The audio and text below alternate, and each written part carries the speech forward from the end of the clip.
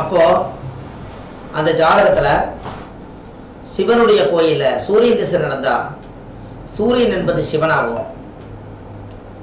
அந்த சிவன் ஜாதக ரீதியாக சிவன் கோயிலில் போய் திருநூறு சந்தன குங்குமம்லாம் வச்சு கோயிலில் கொண்டு போய் பூஜை பண்ணி 48 நாள் நீங்கள் கருவறையில் வச்சுட்டீங்கன்னா அன்னையோட உங்கள் ஜாதகத்தில் இருக்கக்கூடிய கர்மம் உங்களை விட்டு போயிடும்.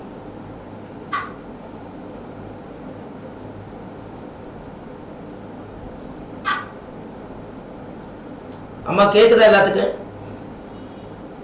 கேக்குதுங்கய்யா. கேக்குதுங்கய்யா.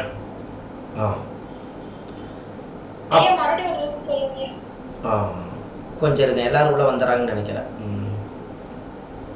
அதாவது யாருக்கு ஜாதகத்தில் சூரிய திசை நடக்குதோ அவங்க சூரியனை சிவன் கோயிலில் போய் நம்ம சாமி கும்பிட்டு வருவோம். அது 1 மணி நேரம் கும்பிட்டு போட்டு நம்ம வெளியில் வந்துடுவோம்.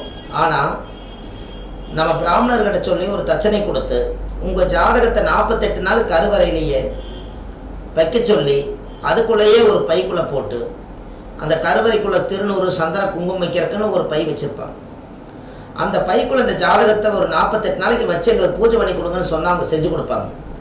48 நாளைக்கும் அந்த சிவன் உங்கள் ஜாதகத்தை பக்கத்தில் இருக்க வரைக்கும் நேரம் சரியில்லாமல் இருக்கிறவங்க எல்லாருமே இந்த பரிகாரம் பண்ணாங்கன்னா எவ்வளோ பெரிய விபத்துகள் ஆபத்துகள் கண்டங்கள் இருந்தாலும் அது அதோட நீங்கள் மரண பயமெல்லாம் நீங்கி அந்த ஜாதகம் 48 நாளுக்கு அப்புறம் தோஷமெல்லாம் நீங்கி புனிதமான ஜாதகமாக நம்ம கைக்கு வரும். எப்படி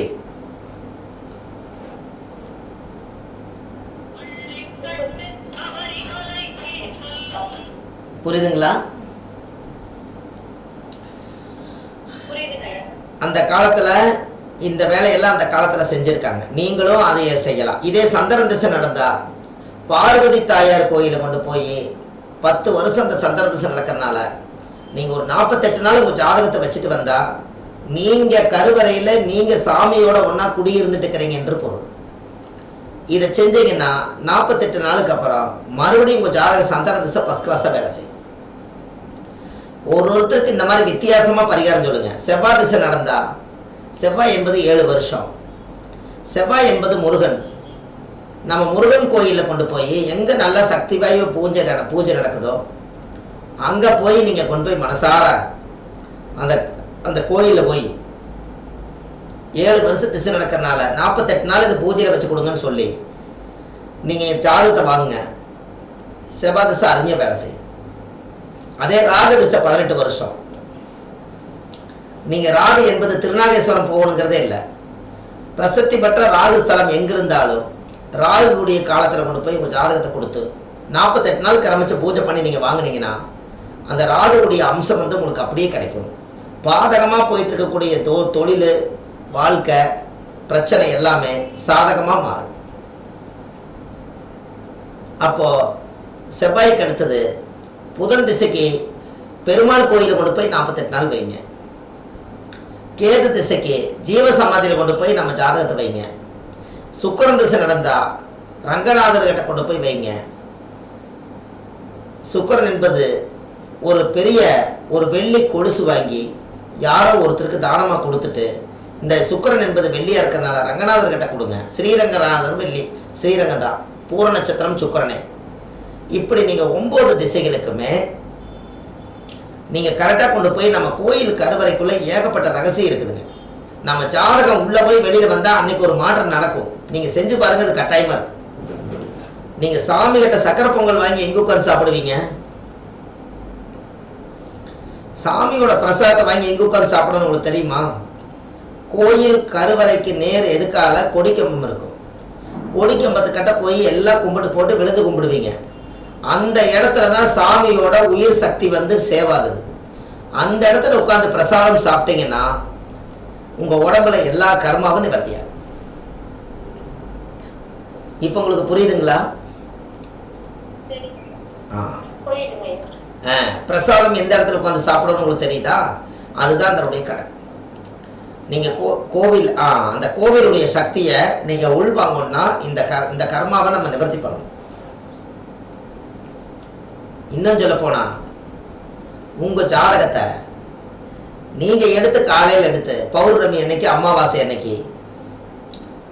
உங்கள் தலையை 9 தடவை சுற்றுங்க. உங்கள் தலையை 9 தடவை சுற்றுங்க. சுற்றி பூஜை ரூமில் கொண்டு போய் வைங்க. அந்த மாதம் எப்படி இருக்குன்னு பாருங்களேன். இது என்ன காரணம் சொல்லுங்க பார்ப்போம்.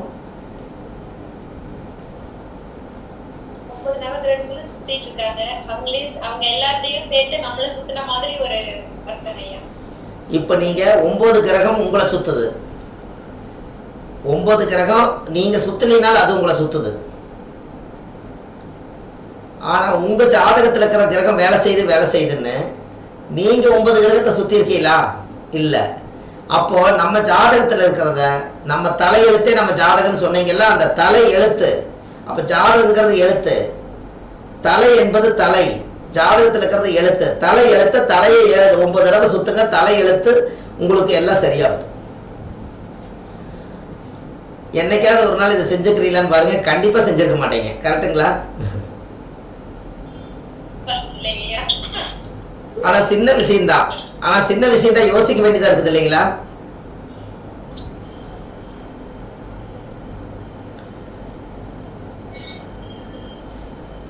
அம்மா அப்படித்தானுங்களா?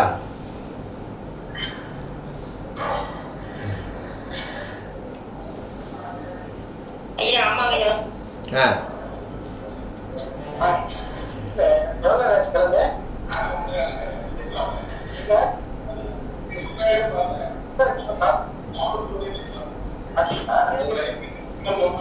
ஐயா மீட்டில் போடுங்க ஐயா.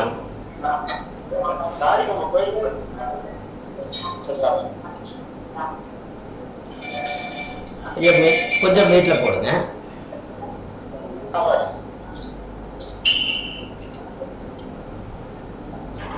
கதிரவேட்டர் சார் மியூட்ல போடுங்க சார்.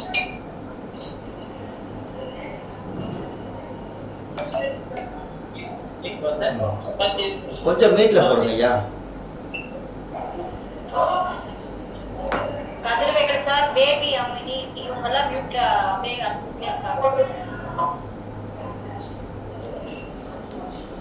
ஆமாம், கொஞ்சம் மீட்டை மட்டும் எடுத்துருங்க ஐயா. மீட்டில் போட்டுருங்க ஐயா. சவுண்டு ஓவராக வருது.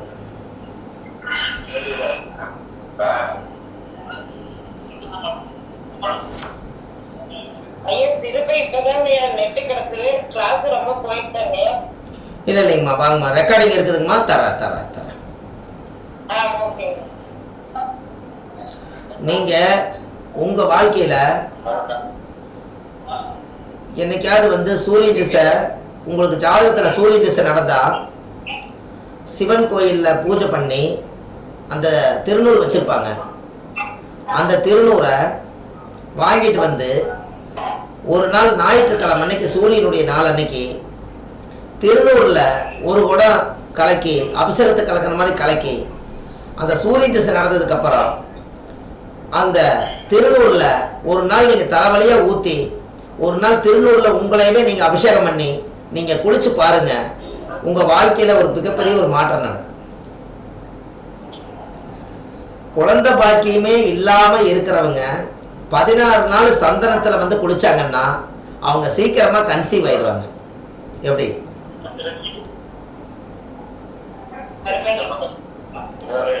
சார் கொஞ்சம் மீட்டில் போடுங்களேன் ப்ளீஸ்.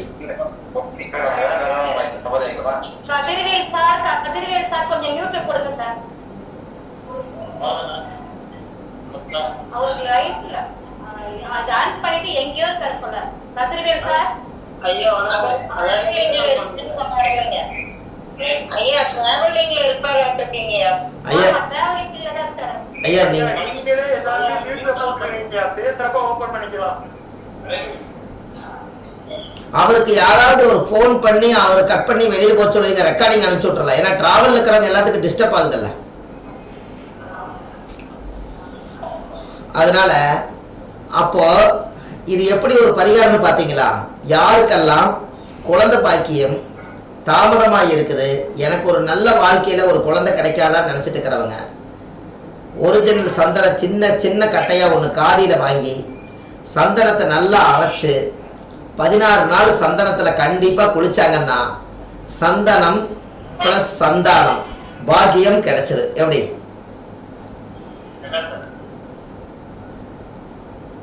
ஐயா புரியுதா? சந்தனம் ப்ளஸ் சந்தானம். அப்போ கண்டிப்பா அந்த வாழ்க்கையில ஒரு மிகப்பெரிய ஒரு மாற்றம் நடக்கும். அப்ப இது ஒரு பெரிய விஷயம் இல்லைங்களா? அப்போ குங்குமத்துல யாரெல்லாம் நமக்கு விபத்து நடக்குது, என் வீட்டில் வேற போடவே மாட்டேங்கிறாங்களே, யாருன்னு பாருங்க எனங்கம்மா. Sir Kathirvel sir. அவங்க நம்பர் இருக்கா? சார் நீங்க உங்க போனை நம்பர் குரூப்ல தான் சார் எடுக்கணும். குரூப்ல எடுத்து யாராவது ஒருத்தர் ஜென்ஸ் யாராவது ஒருத்தர் பேசி மியூட் போட்டா பரவாயில்ல. போட்டார்.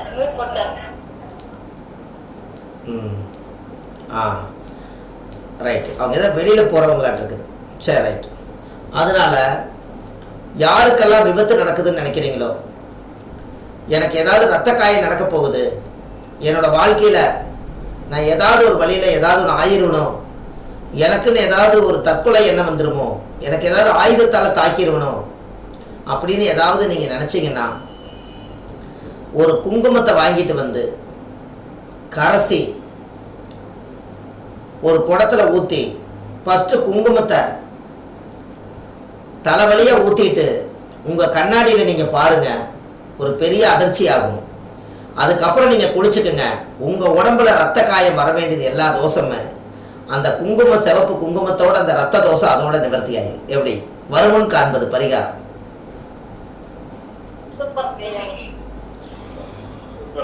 ஐயா புரியுதா?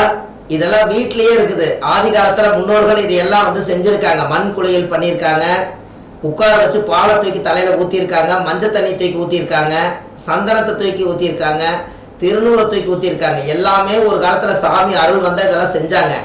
அவங்களுடைய உடம்பு ஒரு நல்ல ஒரு நறுமணமா இருந்தது. இப்போ அதையெல்லாம் நம்ம செய்யறதுக்காக இனிமேல் உங்களுடைய வாழ்க்கையில நம்ம கிட்ட ஒரு சக்தி பிறக்கணும்னா திருநூறு, சந்தனம், குங்குமம், பால், பன்னீர் எல்லாமே ஊற்றி நம்ம உடம்பை நீங்கள் சுத்தப்படுத்தி உங்கள் முகத்தை நீங்கள் பாருங்கள், உங்களுக்கே ஒரு புத்துணர்ச்சி தெரியும். சரியா? இது வந்து ஐயா நீங்கள் காலையில் எந்திரிச்சா பச்சை தண்ணியில் குளிக்கிறோமே, இந்த பச்சை தண்ணியில் குளிச்சுட்டு தலையை துவட்டிட்டு துணியை மாற்றிட்டு ஓடியாடுறோம். இந்த உடம்புக்கு என்னென்னமெல்லாம் நறுமணம் தேவையோ அதுக்கு நீங்கள் வெளியில் போய் ஒரு 1000 ரூபாய்க்கு 500 ரூபாய்க்கு செண்டு வாங்கி சட்டைக்கு அடிக்கிறீங்களே ஒழிஞ்சி, நம்ம உடம்பு வந்து உள்ளம் ஒரு திருக்கோயில். இந்த தோல், இந்த உடம்பு, இந்த அங்கங்களுக்கு எல்லாமே ஒரு நறுமணமான அபிஷேகம் இருந்தால் இந்த அங்கமே சந்தோஷப்படுமா. அதுக்கு பேர் தான் அங்கம் என்பது உடம்பு. அப்போ இது இருக்கணுமே இருக்கக்கூடாதா சொல்லுங்கள்? செய்யலாமா செய்யக்கூடாதா? ஜோதிடர்கள் எல்லாருமே வாக்கு பழிது வந்ததுக்கு காரணமே ஆதி காலத்தில் முன்னோர்கள் எல்லாம் பல்லுப்பொடி இல்லாத காலத்தில் எனக்கு தெரிஞ்சு கோபால் பல்பொடி ஒன்று வரும். அதுக்கப்புறம் கறிக்கட்டையில் பல்லு விளக்குவாங்க. அதுக்கப்புறம் வேப்பங்குச்சி ஒடிச்சு 1 மணி நேரம் கடித்து பல்லு விளக்குவாங்க. அப்போ வேப்பங்குச்சி யார்? ஆதி பராசக்தி. அதனால் அந்த வேப்பங்குச்சியிலிருந்து நம்மளுக்கு அந்த பவர் கிடச்சிது. அதனால வாக்கு பழித சொன்னது மாதிரி நடக்கும். அப்போ இவங்க வாய்க்குள்ளே வந்து அந்த ஆதிபராசக்தியுடைய மூலிகையை கடித்து அவங்க பல்லில் தேய்ச்சி வாயை கொப்பளிக்கும் போது இந்த வாய்க்குள்ளே எந்த கெட்ட வார்த்தை பேசியிருந்தாலும் அந்த தெய்வ சக்தி உள்ளே இருக்கும்போது கெட்ட சக்தி வெளியில் போயிடுமா. அதனால தான் மாதம் பௌர்ணமி அன்னைக்கு வேப்பங்குச்சியில் பல்லு விளக்குனீங்கன்னா உங்களுக்கு ஆதிபராசக்தியோட அருள் சக்தி கிடைக்கும். லைட்டாக அந்த கசப்பு இருக்கும், அது எப்படி நாக்கிலேருந்து முழுங்கிடுவீங்க. நம்ம வயிற்றில் இருக்கிற கிருமி எல்லாம் அந்த கசப்புக்கு செத்து போயிடும். இதெல்லாம் முன்னோர்கள் அந்த காலத்தில் ஆதி காலமாக வச்சாங்களே இல்லையா சொல்லுங்க?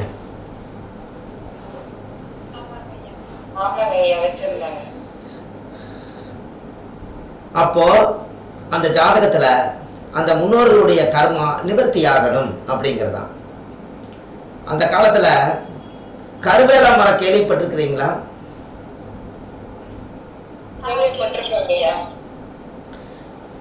யாராருக்கு 7 செடி என்னங்க?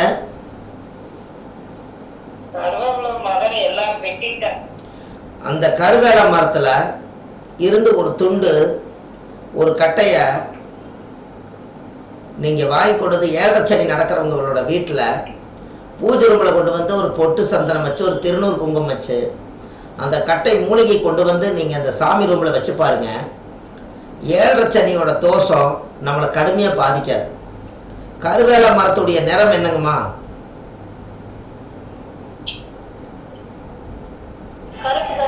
கருப்பு.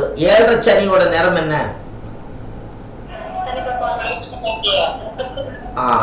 அந்த காலத்தில் இருக்கிறதுலையே வச்சு கருவேல மரம் ஒன்று தான் ரொம்ப சக்தி வாய்ந்தது. அந்த காலத்தில் முதன்னு சீர் என்ன சீர் செய்வாங்கன்னு சொல்லுங்க பார்ப்போம். எல்லா மனிதர்களுக்கும் சீர் என்ன செய்வாங்க?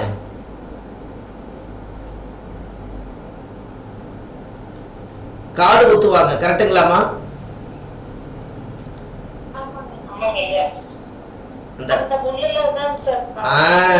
அந்த கருவேல முல்லை எடுத்து இத்தினோண்டு சந்தனத்தை தொட்டு வச்சு, அந்த காலத்தில் ஆணி ஊசி எல்லாம் கண்டுபிடிக்காத காலத்திலேயே காது குத்துலினா காலத்துக்கும் கஷ்டம் தீராதுன்னு சொல்லி கருவேல முள் எடுத்துட்டு வந்து குத்தித்தான் தழுக்கு போடுவாங்க. அப்பவே காது என்பது இந்த ஜாதகத்தில் காது கேட்கக்கூடியது 3ஆம் இடம். இந்த 3ஆம் இடத்தினுடைய தொடர்பு தான் கருவேல மரம். அப்போ இந்த கருவேல மரம் சனியோட ஆதிக்கமாகவும் கஷ்டத்தை தீக்கிறதாகவும் இருக்கும். அப்போ அந்த கருவேல முள் காது குத்தி ஒருத்தர் இறந்துட்டாங்கன்னா, காதே அந்த காலத்தில் சீர் சீமந்தத்தை கரெக்டாக அவங்க செய்யாமல் விட்டுட்டா, அவங்க சாகும் போதாவது வந்து காது குத்துலின்னா அந்த கருவேல முள் எடுத்து புதைக்கும் போது காதை குத்தித்தான் மண்ணில் புதைப்பாங்க. கேள்விப்பட்டுக்கிறீங்களா?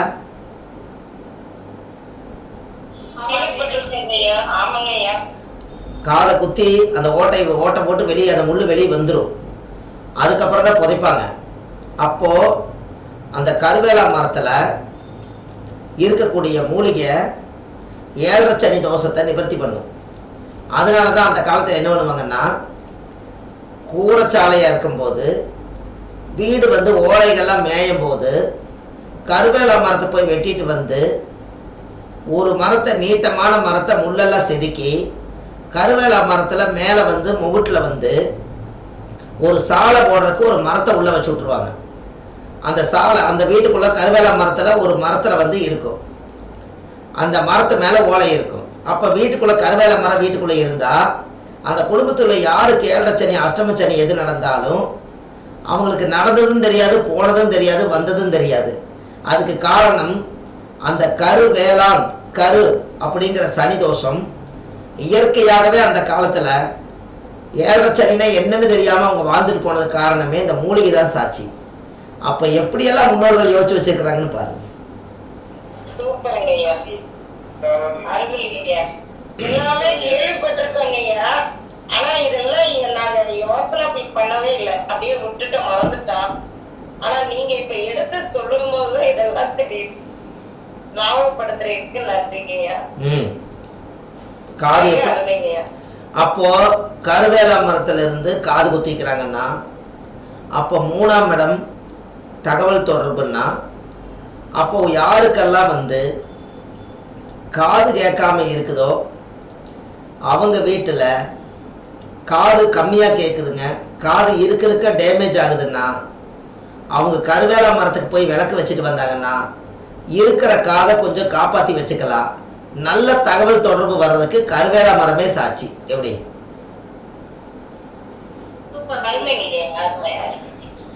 இதெல்லாம் வந்து அந்த காலத்தில் வந்து ஒரு மரங்கள் நமக்காகத்தான் பிறந்தது. நாமளும் அந்த வழியில தான் போனோம். மரம் பேசாதனால நமக்கு தெரியல. ஆனால் மரம் நமக்கு உதவுதுங்கிறது நம்ம இப்போ உணரணும் இல்லையா?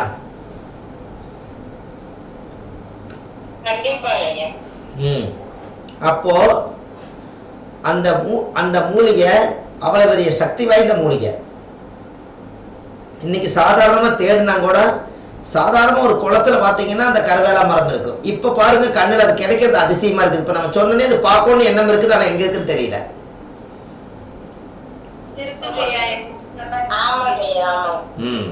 நீங்க ஒன்றும் வேண்டாம். நாங்க சின்ன பையன்ல, ஆமா, நாங்க சின்ன வயசுல இருக்கும்போது பனையோலையை கட் பண்ணி அந்த காத்தாடி செய்யறதுக்காக கருவேலா முள் எடுத்து அதில் பிடிச்சிக்கிட்டு ஓடணும்னா காற்றுல சுற்றும். அப்போது அந்த காற்றுல வந்து ரெக்கையாட்ட சுற்றும், அந்த பனையோலை வந்து கிருன்னு சுற்றும். அதுக்கு வந்து அந்த முள்ளில் குத்தி வச்சுக்குவோம். அந்த முள்ளில் வச்சுக்கிட்டு ஓடணும்னா நம்ம எவ்வளோ தூரம் ஓடுறோமோ அவ்வளோ தூரம் அந்த காற்று நம்மளை வந்து ஒரு ஃபேன். இதை வச்சு தான் ஃபேன் கண்டுபிடிச்சாங்க அந்த காலத்தில்.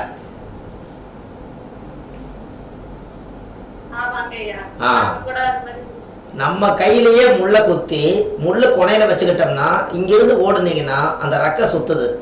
அப்போ ஒரு ஓலை சுற்றினாலே ரவுண்ட் அடிக்குது, 2 ஓலை குறுக்க போட்டு சுற்றினா ரவுண்டாக இன்னும் வரும்னு சொல்லி இதை பார்த்து தான் அந்த காலத்தில் பறவை கண்டு விமானம் படைத்தாங்கிற மாதிரி காது இந்த விசிறி வந்து வந்ததுக்கு காரணமே, இந்த ஃபேன் சுற்றுனதுக்கு காரணமே சின்ன பசங்க சின்ன குழந்தையில விளையாண்டதான்.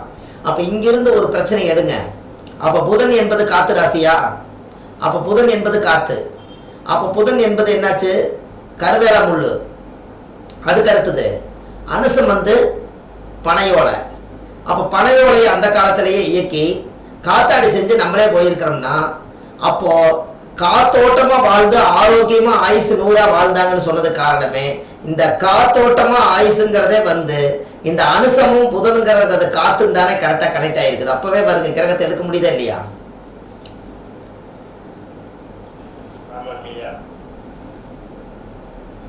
அப்போ முன்னோர்கள் எல்லாம் அந்த காலத்தில் இப்படித்தான் ஒன்று கிரியேட் பண்ணியிருக்காங்க. நீங்கள் எப்பவுமே ஒரு கணக்கு வச்சுக்கோங்க. யாராவது வந்து இன்சூரன்ஸ் ஏஜென்சி யாராவது இருந்தாங்கன்னா இந்த இன்சூரன்ஸ் போடுங்க, நீங்கள் இறந்ததுக்கப்புறம் வாரிசுகளுக்கெல்லாம் பணம் வரும்னு யாராவது சொன்னாங்கன்னா அவங்க இறப்ப சொல்லியே காசு சொல்லுவாங்க. இன்சூரன்ஸ் எல்ஐசி சொல்லுவாங்க. அப்படி சொன்னாங்கன்னா அதை சொல்ல சொல்ல அவங்க வீட்டில் ஒரு துர்மரணம் நடக்கிறதுக்கு ஆரம்பிச்சிடும். என்ன சொல்லி அவங்க வாங்குவாங்கன்னா, நீங்கள் படம் போட்டுக்கிட்டே இருங்க, 3 வருஷத்துக்கு அப்புறம் 4 வருஷத்துக்கு அப்புறம் இவ்வளோ தொகை வரும், அப்புறம் நீங்களே இறந்ததுக்கப்புறம் உங்களுக்கு பின்னாடி வாரிசுக்கு பணம் வரும் அப்படிங்கிறத, நீங்கள் இறந்துருவீங்க நீங்கள் இறந்ததுக்கப்புறம் வருங்கிறத இந்த 8ஆம் பாவத்தை இவங்க இயக்குவாங்க. இப்படி இயக்கிறவங்களுக்கு டெய்லியுமே தொழிலாக போனதுனால இவங்களுக்கு சரியான பரிகாரமே என்ன அப்படின்னா, இறப்ப சொல்லியே இவங்க காசு வாங்கி ஆகணும். அதுக்கு உண்மையான பரிகாரம் என்னன்னா, இறந்த அனாதிபாடியை அடக்கம் பண்ணுறதுக்கு வருஷத்துக்கு ஒரு முறை இவங்க ஒரு 2000-3000 ரூபாய் பணம் கொடுத்து ஒரு கோடி துணி வாங்கி அது மேலே போட்டு வந்தாங்கன்னா இந்த வருஷம் இந்த மரணத்தை சொல்லி சம்பாரித்து துர்மரணம் அந்த குடும்பத்தில் நடக்காமல் இருக்கிறதுக்கு இது சரியான ஆதிகால பரிகாரம். எப்படி?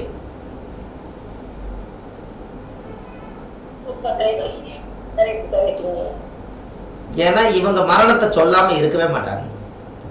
இவங்க மரணத்தை சொல்லுவாங்க. அப்போ மரணத்தை இவங்களே சொல்கிறாங்களே, மரணத்தை இவங்க கூப்பிடுறாங்க. அப்போ நாளைக்கு அவங்க வீட்டில் ஏதாவது துர்மரணங்கள் நடக்காமல் இருக்கணும்னா அந்த குடும்பத்தில் ஒரு அனாதி பாடி அடக்கம் பண்ணுறதுக்கு இவங்க ஏதாவது ஸ்பான்சர் பண்ணாங்கன்னா இந்த ஆத்மா நம்மளை வாழ்த்த நம்ம குடும்பத்தில் துர்மரண தோஷம் வராது. எப்படி? ஒரு தொழிலுக்கு ஒரு பரிகாரம் ரகசியமாக இருக்கா இல்லையா சொல்லுங்க? அப்போ 8ஆம் பாவங்கிறது இன்சூரன்ஸ்ன்னு சொன்னீங்க. அப்போ யார் ஜாதகத்துல எல்லாம் 8ஆம் பாவம் ஒருத்தர் கெட்டிருக்குதோ அவங்க இன்சூரன்ஸ் போடக்கூடாது. யாருக்கெல்லாம் 8ஆம் பாவம் நல்லா இருக்குதோ அவங்க தான் போட்ட பணத்தை திருப்பி வாங்க முடியும். அப்போ ஒரு ஜாதகத்தில் 8ஆம் இடம் மாங்கலி ஸ்தானம் நம்ம இயற்கையாக சொல்கிறோம். 8ஆம் இடம் என்பது உயில். 8ஆம் இடம் தான் உலகத்தில் சம்பாரித்து வச்ச ரகசியத்தை கவுண்டிங் பண்ணுறது. அதனால 8ஆம் பாவம் ஒரு மனிதனுக்கு கெட்டுருச்சுன்னா அவங்களோட வாழ்க்கையில் அந்த இன்சூரன்ஸுனாலேயே அவங்களுக்கு பிரச்சனைகள் வரும். அதே போல் யாருக்கெல்லாம் புதன் நீசமாக இருக்குதோ அவங்க செக் புக்கில் முதலே கையெழுத்து போட்டு வைக்கக்கூடாது. என்றைக்கு இருந்தாலும் ஒரு நாள் எத்தனையோ லட்சம் ரூபா இவர் போட்டுக்கிறாருன்னு பேங்கில் போட்டு ஏதாவது ஒரு பண்ணி நம்மளுக்கு பெரிய ஒரு விபத்தில் கொண்டு போய் விட்டுரும். யாருக்கெல்லாம் புதன் நீசமாக இருக்குதோ அவங்க காசோலையில் கையெழுத்து முதலே போட்டு வைக்கக்கூடாது, பணம் எவ்வளவுன்னு போடாமல். கரெக்டாக நீ சொல்லுங்க. புதன் என்பது யாரு? புதன் என்பது செக்கு, பேங்க்லேருந்து வரக்கூடிய செக்கு. இந்த புதனுக்கு நீங்கள் முதலே வந்து உங்கள் பேரை நீங்கள் போட்டு வச்சுட்டிங்கன்னா எப்போ ஒரு சில கம்பெனிகளில் இது நடக்கும் பாருங்கள். மேனேஜரு இவங்க எல்லாத்துக்குமே முதல்ல இவர் கையெழுத்து போட்டுருவார். அமௌண்ட் மட்டும் அவர் போட்டு மேனேஜர் எடுத்து காசு வாங்குவார். என்னைக்காவது ஒரு நாள் ஒரு 10,000 ரூபாய்க்கு இன்னொரு சைபர் போட்டாலோ இல்லை இன்னொரு சைபர் போட்டு 10 லட்சம்னு போட்டாலோ என்னைக்கு இருந்தாலும் புதன் நீசமாக இருக்கிறவங்க செக் புக்குனால ஏமாற்றம் அடைவாங்க.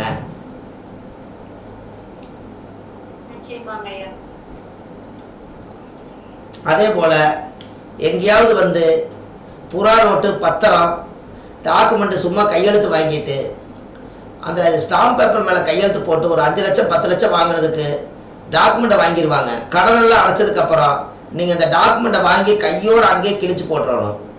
நீங்கள் கிழிச்சு போடாமல் அவங்க ஒரு நாள் வச்சுருந்தாங்கன்னா நீங்கள் நல்ல வசதி வாய்ப்பாக வரும்போது இவங்களே உங்கள்கிட்ட எவ்வளோ பணம் வசூல் பண்ணணும்னு நினச்சி அவங்களே ஒரு பேப்பரை அடிஷனலாக எழுதி வச்சுக்கிட்டு பாருங்கள் இத்தனைக்கு இவர் கையெழுத்து போட்டு கொடுத்துருக்கிறாரு பணம் தர மாட்டேங்கிறாரு பெரிய மன உளைச்சல் ஆக்கிடுவாங்க.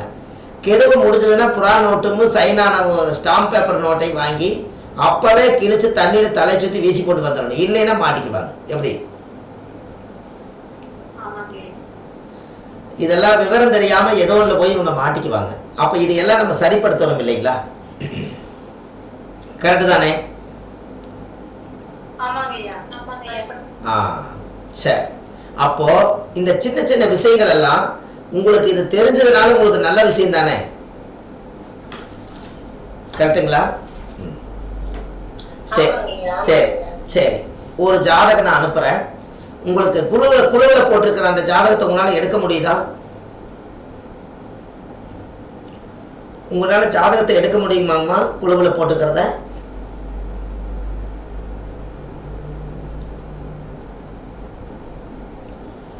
அம்மா எல்லாத்துக்கும் கேட்குதா?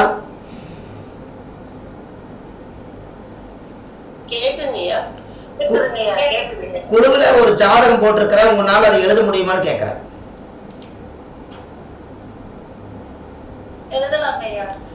ஒரு நிமிஷம் எடுங்க. ஒரு 2 நிமிஷம் எழுதுங்கம்மா. அதாவது 8/9/1967 போட்டுக்கோங்க.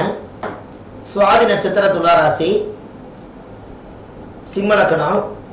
அந்த ராசி கட்டத்தில் இருக்கிறத மட்டும் எழுதுங்க. ஒரு 2 நிமிஷம் மட்டும்.